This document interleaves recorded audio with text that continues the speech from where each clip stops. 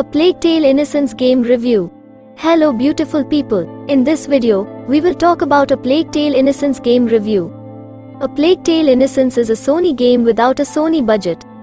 Focus Home Interactive may not be a forum favorite, but with ambitious original properties like Vampyr and The Council, it's been proudly flying the flag for story-driven, single-player experiences. Asobo's gothic medieval romp is yet another nod in that direction, but does it bite like a rat or nip like a mouse? Set in 14th century France during the initial stages of the 100 Years' War, you play as the teenage daughter of a nobleman named Amicia, who winds up the primary guardian of her sick brother Hugo as the pair traverse their Black Death-ravaged homeland in search of a cure. It's a thrilling premise, undone only by wooden voice acting that kills an otherwise okay script. The gameplay takes cues from the likes of The Last of Us, though it's much more straightforward. You'll spend much of your time waltzing through both gorgeous and grotesque backdrops, scooping up crafting materials that can be used in alchemic concoctions. Combat is relatively limited, so you'll mostly be using an upgradable slingshot to distract guards and open up new pathways. The great shock of Plague Tale is that on some level, it's a Gears of War game. The more obvious comparison is The Last of Us, as we mentioned, another poignant, apocalyptic escapade in which an older character guides a more innocent soul whose blood is touched by destiny, but in practice, and for all the absence of chainsaws, it's often Epic's game that comes to mind.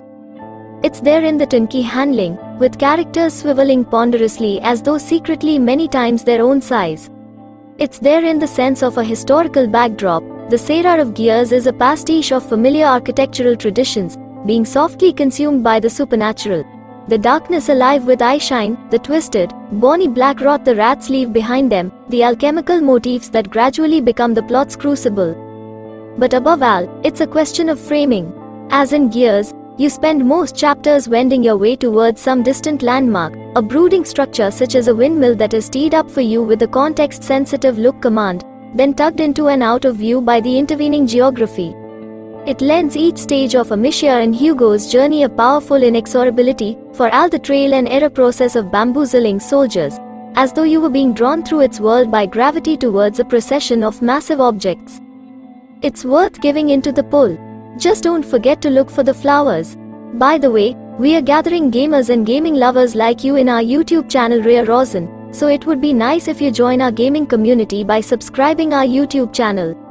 We upload a cool game stuff like gaming reviews, different gameplays, top 10 games compilations etc. You'll also look for things the rats can scrunch on in place of Amicia and Hugo, from animal carcasses and corpses strung up by your enemies to your enemies themselves. All this changes the feel of the game, from workmanlike sneaky to a gruesome, ongoing question of just how awfully you want to treat those hunting for you, with Hugo looking on. I don't think the rat horde concept is quite explored to the full.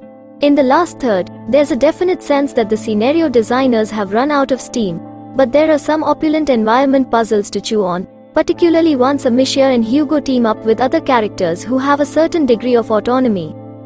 The most decadent takes the form of a giant clockwork castle made up of braziers on tracks. To purge the place of scurrying threats, you must work alongside a sour-mouthed thief, moving each brazier one by one to gain access to another. The other way a Plague Tale grows is in the familiar form of equipment progression. In some respects this represents the game at its most boring, most in hoc to genre expectation. Workshop benches scattered around chapters let you plug craftable resources into a bevy of iterative improvements, like being able to sling objects without making a noise. More intriguing, though, are the alchemical recipes bestowed on you by some of the people you'll befriend, who have signature abilities of their own you can call on at intervals. These include mixtures that douse torches or kindle embers, and foul-smelling concoctions with which to choke out armored adversaries, forcing them to remove their helmets. These gadgets are hardly without precedent, and none of the puzzles tethered to them are breathtaking, but they help Plague Tale step away from its clunkier underpinning and make the most of its gorgeous, horrendous locales. There's a marvelous, if slightly rough-hewn additional set of abilities and puzzle considerations towards the end of the game, which expose another side to the rodent plague. I won't spoil them, but suffice to say it's worth the journey. The release is perhaps at its white-knuckle best when you're pitted against a mischief of bloodthirsty rats, who will murder you should you step away from a light source. These sequences effectively evolve into drawn-out puzzles, where you must use all of your abilities in order to create a safe passage through the rodents. Sometimes this will involve bait, other times you'll need to burn stuff, and so on. The title does an admirable job of mixing the mechanics up to introduce new problems right throughout its runtime, but it can't help but feel padded. With the campaign pushing up to the 15-hour mark, you'll find yourself rolling your eyes as you stumble into yet another elongated stealth or rat evasion sequence. It gets repetitive, even if the puzzles and backdrops change. Furthermore, the adventure doesn't quite know what it wants to be. There's an almost educational aspect to the way the plot unfolds, submerging you into a bleak period of history that doesn't get a massive amount of screen time. At the same time, it simply can't resist flirting unnecessarily with the supernatural, almost like the writers couldn't help themselves. But perhaps most disappointingly is how clumsy the game can feel. Amicia's movement is stilted and finicky, while the weapon wheel is fiddly. The presentation is sublime at times, with its haunting score adding so much to the mood of the experience, but it just doesn't have that final layer of polish that its peers possess, resulting in plenty of dreaded junk. As Amicia, you spend a fair amount of time holding Hugo's hand, helping him climb over ledges, and shielding him from environmental dangers. I never felt burdened by Hugo's presence. On the contrary, I felt something close to a sibling bond as I sheltered him from trouble, and I grew nervous every time I sent him off on his own into small crawl space to unlock a door or fetch a torch. Hugo is an adorable and innocent child, and the relationship between these two kids is genuinely touching. While A Plague Tale's narrative had me racing towards the credits, the basic gameplay is full of speed bumps. One of the biggest threats to the Darun children's safety is a plague of black rats that scurry through the shadows and threaten to overwhelm any living creature. The rats are terrified of light, and most environmental puzzles involve finding fire and using it to create a safe path.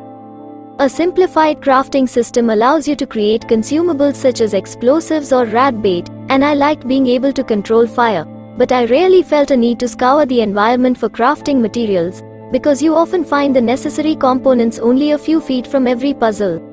Also, most puzzles usually have an obvious solution, so instead of feeling like I was cleverly engineering my way out of a jam, I felt like I was just going through the motions. When you're not dealing with rats, you're dodging Inquisition soldiers who have orders to separate you from your brother and drop your corpse in a rat nest. Amicia is equipped with a sling and can hurl rocks like bullets at enemy temples, and the generous auto-aim helps compensate for its clumsy controls. You're generally better off running and hiding from a fight, but the stealth mechanics are weak.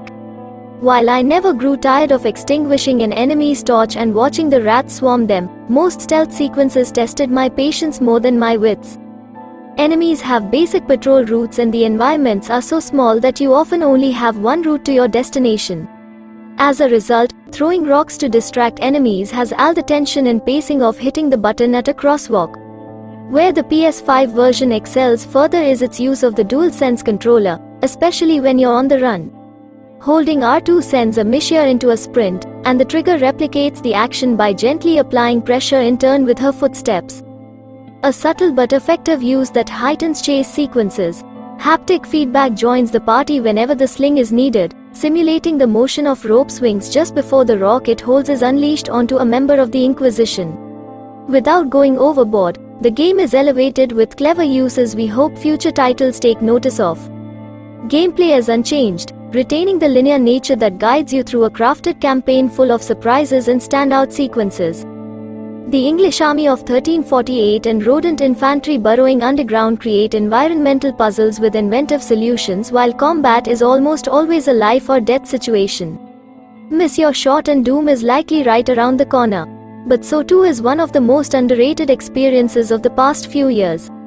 A Plague Tale Innocence has always been a great game. PS5 makes it that little bit better. A Plague Tale is a double tragedy. On one hand, Amicia and Hugo's tear-filled journey through rural France is marked by adversity, but the bigger misfortune is how this powerful story of sibling love is soured by simple puzzles and clunky stealth mechanics. A Plague Tale is a forgettable game wrapped around a memorable adventure. A Plague Tale Innocence deserves respect for daring to be different, funneling you through a bleak European backdrop that's seldom seen. Despite some neat ideas, though, The stealth and puzzle mechanics drag, and the story can't quite make up its mind about what it wants to be.